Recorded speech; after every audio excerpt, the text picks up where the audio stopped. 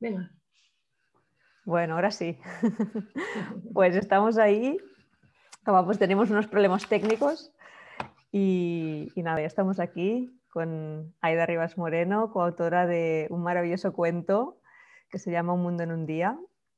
Y bueno, tenía mucha ilusión, porque además justo hoy, ¿no? Te estaba comentando ahora antes de grabar que nos ha llegado el paquete al equipo de acompañamiento familiar.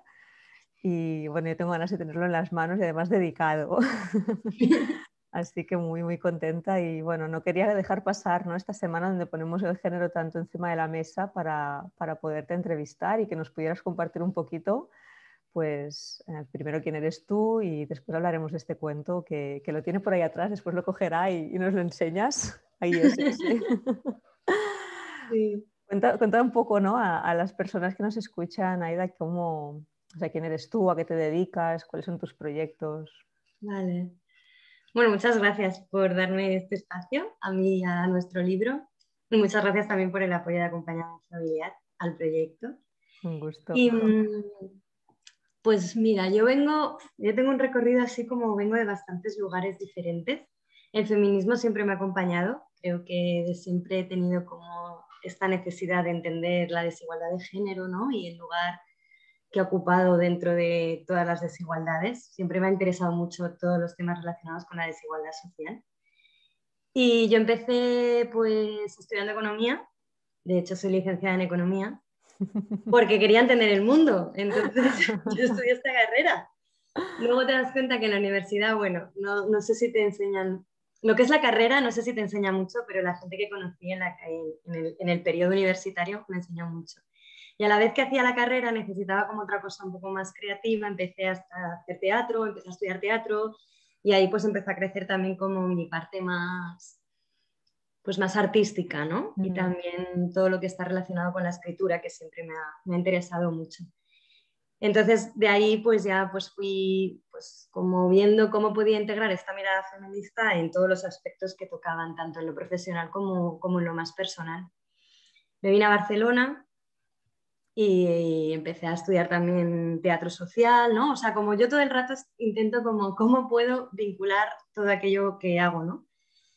Y desde el teatro social entré mucho en el mundo educativo, o sea, entré mucho en el contacto con, bueno, de repente la importancia también de cómo acompañar, de todo el tema de, ¿no?, cómo nos educamos también de alguna manera puede repercutir en romper estas desigualdades, ¿no? Y preocupada por esto, pues estudié un máster de género, que es un máster interuniversitario muy interesante, donde conocí profesoras muy interesantes, temas muy interesantes y compañeras muy interesantes. Yo siempre he Qué aprendido maravilla. mucho, sí, he aprendido mucho de mis compañeras, la verdad, siempre.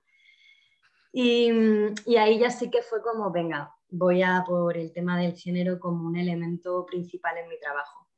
Y después de hacer talleres y de pasar por determinadas cosas, de hacer cosas de teatro y feminismo, pues acabé en la entidad donde estoy ahora, que es una sociedad trabajadora, que se llama Coeducación, cooperativa, y es una cooperativa con mucho recorrido. Yo en realidad estoy formando parte de ella desde hace poquito, en comparación con todo lo que lleva, ¿no?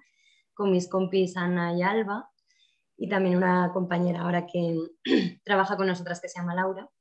Y he aprendido también mucho de Ana y Alba. Y nada, llegó un momento en que dije, bueno, quiero hacer también algo artístico con esto del género. Hice algunas cositas y ahora pues este libro. Este libro maravilloso, que yo he tenido el gran placer de leerlo antes de que se editara. Me regalasteis la oportunidad de poderlo leer, ¿no?, y disfrutarlo y me emocionaba, ¿no? Cuando lo iba leyendo me emocionaba porque es que, además, aparte, y ahora ya nos contarás el porqué del cuento, ¿no?, pero aparte de lo que cuenta el cuento, yo creo que habéis logrado escribir un cuento que emociona, ¿sí? Un cuento en el que a mí no me costó absolutamente nada meterme dentro de lo que sucedía, ¿no? Yo estaba en esa bañera, yo estaba en ese parque, yo estaba en esa feria comprando cosas, o sea, yo estaba en todos esos lugares de una manera como... Y además estaba como niña, no como adulta acompañante, ¿no?, que soy, sino yo logré entrar ahí y colocarme desde ese lugar infantil, ¿no? Del personaje infantil y bueno, me flipó porque esto a mí no me acostumbra a pasar tan fácilmente con los libros, ¿no? Y bueno, creo que habéis conseguido ahí como unar varias cosas en un cuento, ¿no? Entonces a mí sí que me gustaría ahora dedicarle un rato grande, ¿no? Porque este va a ser un directo cortito, pero que nos cuentes un poco el por qué, ¿no? ¿Por qué nace este cuento? ¿Desde dónde sale? Nos has explicado un poco esta trayectoria y estas ganas de poner, ¿no?, esta mirada más social o crítica en el centro, pero cuéntanos un poco más, ¿por qué, no? Sí. Esto viene, yo creo que viene como de la necesidad, ¿no? También lo he escrito con Gus Bass y viene un poco de la necesidad de hacer cuentos que hablaran desde esta perspectiva de género feminista y desde el acompañamiento respetuoso, ¿no? Como que él traía mucho, ¿no? Este recorrido en el acompañamiento a las infancias y cómo hacerlo desde un lugar, ¿no?, cuidado y respetuoso y como con mucho amor por la criatura, ¿no?, que estamos acompañando.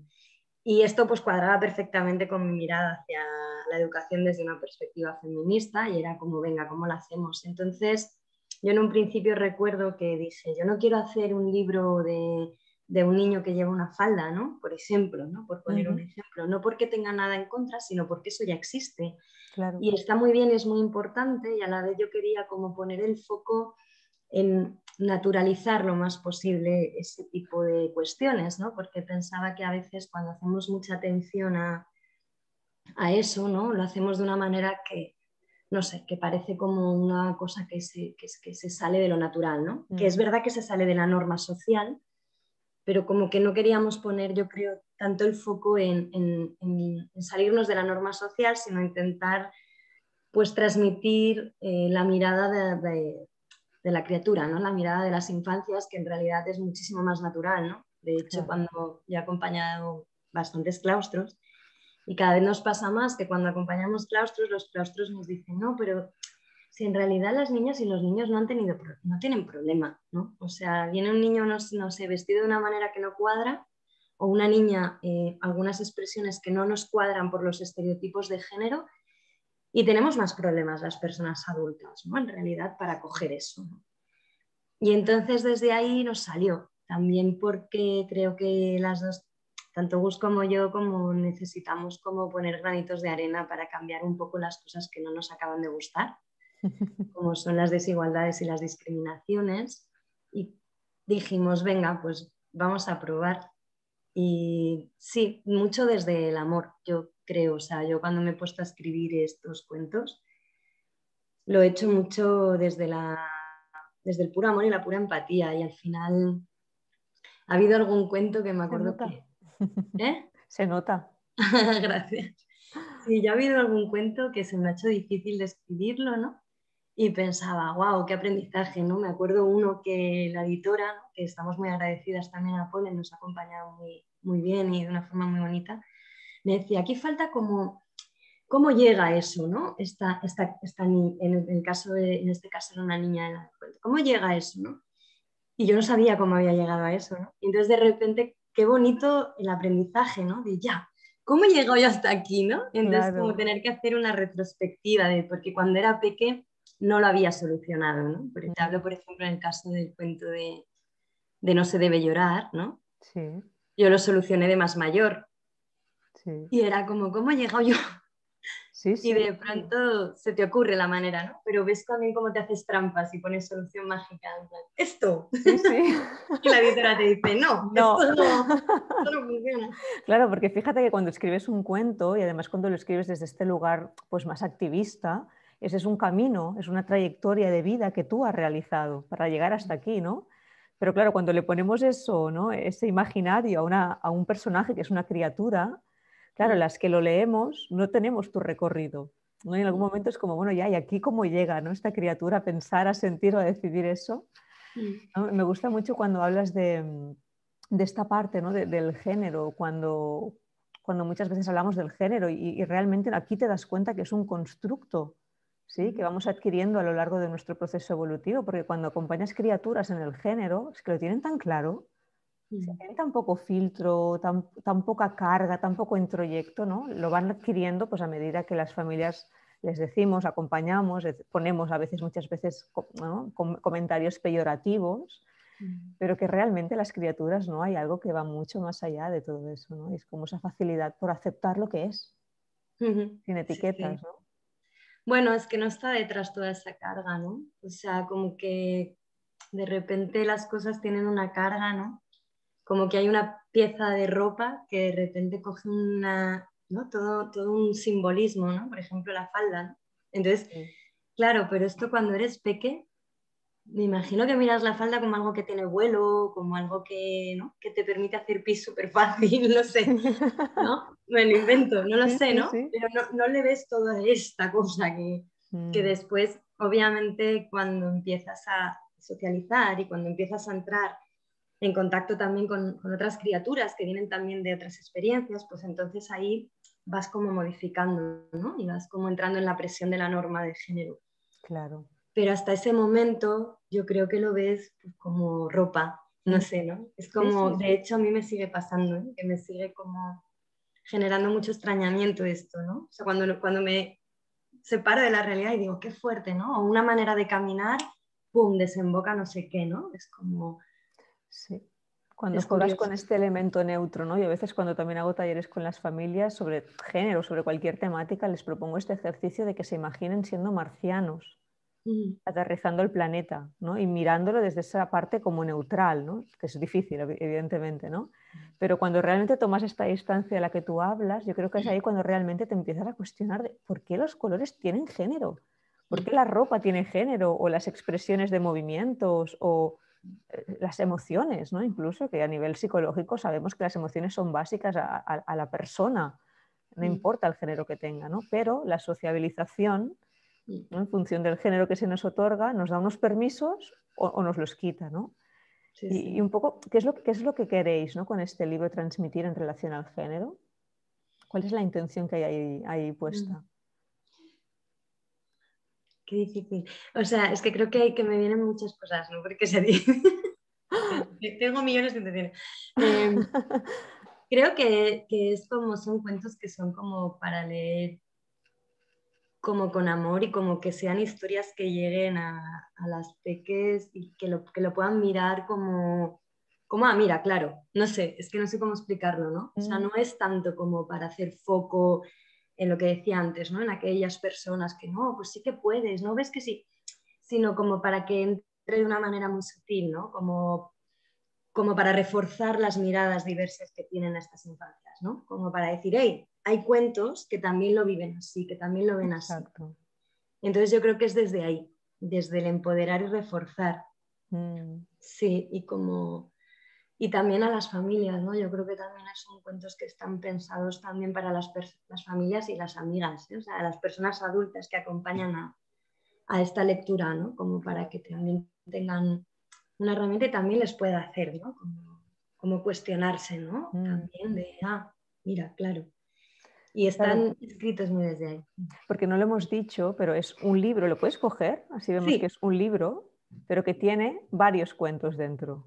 sí, mira, te enseño la versión en castellano, porque también Sí, está en catalán. Creo que se ve al revés bueno, sí, yo lo leo bien, en ¿eh? la pantalla. Ah, vale, perfecto. Entonces es mi pantalla que me devuelve el espejo. Sí. Sí, pues este es el libro. Esta es la ilustración de Gloria Vives, que es preciosa. La contraportada es muy bonita Además también. tenemos algo muy en común porque las dos tenemos un libro editado por Y Polen, ilustrado por Gloria Vives, es verdad, lo tenemos con por temas aquí sociales, también. además, Lo sí. tengo por aquí también, el tuyo. Qué bueno. Sí, y nada, pues es un libro que, como ves, o sea, hay una parte de ilustración Sí, es y hay precioso. bastante texto. Es muy bonito, o sea, no sé, yo cuando lo recibo, no, porque, o sea, más allá Sí, del texto, ¿eh? Pero la edición, todo, la sí, ilustración ha sí. quedado como chulísima, es como, ¡jo, qué bonito es un libro! Sí, y Y Polen que usa entonces, papel reciclado, ¿no? Con poco impacto de CO2, o sea que es todo como un formato de sí, libro sí, maravilloso, ¿no? sí, sí, súper respetuoso en todos los Sí. sentidos, ¿no? Y entonces es un libro, pues, que es un libro de cuentos, en realidad. Todos Mm, los cuentos están como relacionados, pero también se podrían leer por separado. Lo que pasa es que si lo lees así un poco seguido, pues vas siguiendo a los personajes, ¿no? Porque al final son 7 personas, ¿sí? Que comparten clase y cole. Y entonces, pues, estos personajes pues, van contándonos un trocito de su vida, ¿no? Es como un poco ayer el libro, creo. tiene un poquito de, vamos Sí. a mirar aquí, ¿no? Vamos a ver poner qué pasa. un poco como el personaje que nos da la bienvenida al cuento, ¿no? Que es como, vamos a mirar, ¿no? A ver qué hay en esta clase, ¿no? Y en este grupo, pues hay esto, como diferentes personajes, y además está hecho también como desde la salida de la escuela hasta la entrada al día siguiente. Entonces, de alguna manera vamos recorriendo las diferentes partes, ¿no? Pues nada Esto es más salir del precioso. cole, en el parque, ¿no? A la noche, bueno, como que hay, sí, y esto es, y después como una característica del cuento que también nos gusta a veces rescatar, es el tema del lenguaje, que está hecho como con, si salen adjetivos son como muy son neutros gramaticalmente hablando, quiero decir, Sí. y también hemos optado por nombres que no se puedan identificar ni masculino ni femenino, excepto en un caso que sí que hay 2 personajes femeninos, porque a mí me pasó que leyendo el libro de repente pensé, uy, de repente me dio miedo porque a veces son más neutros, sin querer leemos personajes masculinos, ¿no? Y pensé, aún estamos con un déficit Con el de masculino visibilizar. genérico, ¿no? Todavía. Claro, sí. Sí, Y sí. porque en realidad estamos ahí, ¿eh? O sea, si tú ves iniciales en un cuadro, te vas a imaginar un pintor. Sí. Y si ves, ¿no? Si pasa eso en una autoría de un libro también, sí. O sea, en general, ¿no? Estamos como, todavía estamos con ese chip. Y como yo creo que todavía estamos en un momento de poder visibilizar a las niñas en los cuentos y en la vida en general y los procesos concretos de estas niñas, pues nada, lo hablamos con Gus y dijimos, venga, pues sí, hay 2 Vemos personajes que así. estarán marcados Claro, como esto niñas. esto me recuerda, Aida, que hablábamos antes también fuera de cámara, que tú has participado en el trabajo con escuelas sobre la coeducación, ¿no? Y hace un ratito estaba escuchando una entrevista que le han hecho desde Cria.cat a Esther Vivas hoy, y ella hablaba de la importancia de que los espacios de recreo, el patio de las escuelas, ¿no? se transformen, porque fíjate esto que tú decías de los cuadros, de las iniciales, ¿no? Como que si no trabajamos esto desde la infancia, todavía los espacios públicos son masculinos, ¿no? Porque un patio, ¿no? Pues si hay una cancha de fútbol en medio, pues ¿de quién es el patio? De los que juegan al fútbol. Y todavía mayoritariamente las personas o las criaturas que juegan al fútbol son los niños, ¿no? Entonces también yo creo que es interesante esta parte de tu trabajo, ¿no? De esta intervención dentro de la escuela para transformar, no desde las criaturas, sino desde el setting, ¿no? Desde el entorno, otras posibilidades, otras dinámicas, otras formas de relacionarse y de transformar realmente esta diferencia en el género, ¿no? Cuéntanos un poco cómo has estado trabajando en estas escuelas. Pues mira, en Coeducació, que es la entidad donde yo trabajo, sí que tenemos bastantes proyectos. De hecho, es como un proyecto estrella. O sea, que eso nos pone muy contentas también, porque de alguna manera quiere decir que los equipos pedagógicos de las escuelas se están preocupando, ¿no? También es verdad que hay muchas demandas que vienen de las familias, o sea que hay algo que va resonando, ¿no? Es el típico proyecto que empezó y de repente se va multiplicando, ¿no? Y no solo con nosotras, también con otras entidades que también trabajan sobre el tema de patio, ¿no?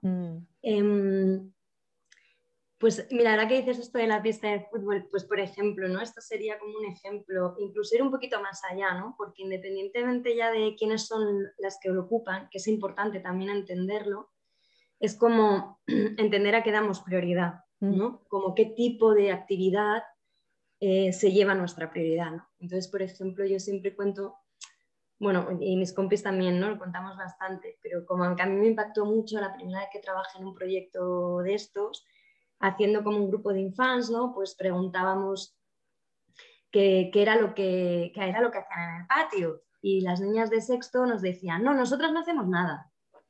Y yo decía, uy, yo esto de no hacer nada no sé bien qué es. O sea, no hacer nada, ¿qué es? ¿Estáis quietas? No salís al patio, no tenéis un tiempo de... no, bueno, damos vueltas, hablamos, ¿no? Como la concepción de la intimidad, como la concepción de la relación, simplemente el charlar, está concebida como un no Como no hacer hacer nada. nada. Sí. Seguramente nuestra hipótesis es que si hubiera espacios en los patios y en los espacios públicos también, porque yo cada vez que veo una plaza con esas sillas que han puesto, no sé ahí dónde estás tú ahora, pero en Barcelona, ¿no? Es un dolor el hecho de tener... Separadas. Sí, claro, seguramente si como sociedad diéramos importancia a relacionarnos a la intimidad, pues seguramente no creceríamos pensando que hablar con una amiga o comentar con varias amigas algunas cosas es no hacer No nada. hacer nada.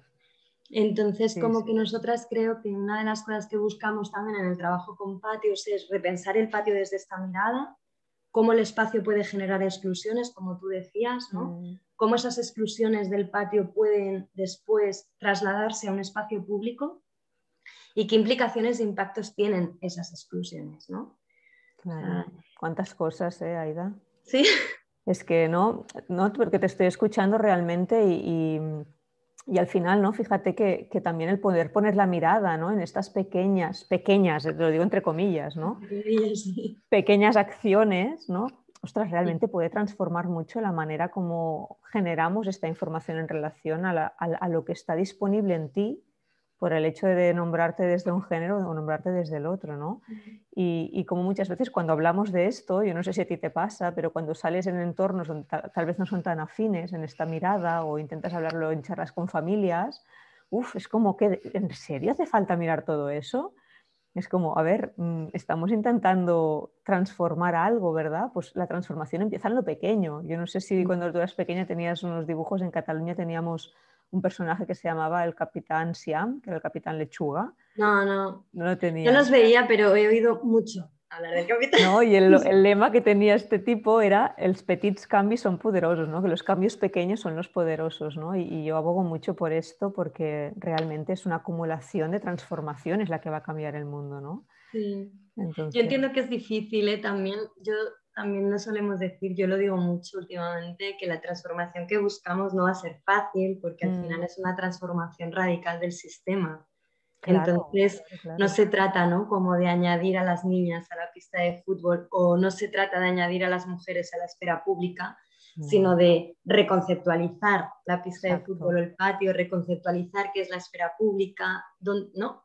Reconceptualizar este Mm, dualismo de privado-público, qué significa mm, eso, ¿no? Porque las experiencias de muchas mujeres y seguramente de otras personas es que no hay una diferencia y una línea tan clara, ¿no? Yo creo que eso es lo que puede aportar también, lo que podemos aportar también, ¿no? Desde los mm. feminismos y desde las experiencias de algunas mujeres, ¿no? Como esa línea tan clara, ¿no? Yo me peleo mucho con el concepto de conciliación, ¿no? De laboral, familia. O sea, es como, no, es que queremos reconceptualizar el trabajo, ¿no? No, Sí, no claro, quiero claro. poder trabajar en mi casa y luego trabajar fuera de mi casa, ¿no? A ver, un momento, que Es está que es bien, ¿no? algo Todo lo que más, está... ¿no? Sí, Sí. y que todo lo que se haga lo entiendo y que puedo entender también la gente como que está en esta lucha, por la conciliación. No es una crítica hacia No, no, ellos, no, no. es más como un, Es un hey, paso más. un pasito más Sí. allá porque creo realmente, viendo cómo están las cosas ahora mismo, ¿no? Y con la crisis que tenemos no solo sanitaria, sino en general, creo que ya es, ¿no? Ya ha llegado el Es hora. momento. Bueno, Aida, tenemos que ir dejándolo porque esto pasa volando. Yo creo que esto da para unas cuantas charlas más, ya lo ves. Felicitarte mucho por esta salida de Un mundo en un día, de este cuento del que eres coautora con Gus Bas Sí, y con muchas ganas de tenerlo en las manos y de que llegue donde tenga que llegar, que estoy segura que serán muchos hogares, muchas escuelas, muchas bibliotecas y muchos proyectos. espero que sí. Muchas Oye, gracias. pues un gustazo y nada, sé que hacéis la presentación pronto, ¿verdad? ¿Cuándo es? Sí, hacemos una en la Floresta el viernes que viene, o sea, el viernes 13 de marzo creo que es. Sí. Soy un poco mala con los calendarios. 15, 14, 13, 12. Viernes Vale, 12. muy bien.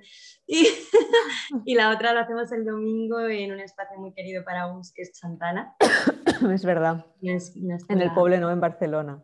Ujú. Muy bien, pues oye, a ver si nos vemos por ahí. Un abrazo fuerte y nos vemos prontito. ¿vale? Vale, muchas gracias. Un abrazo.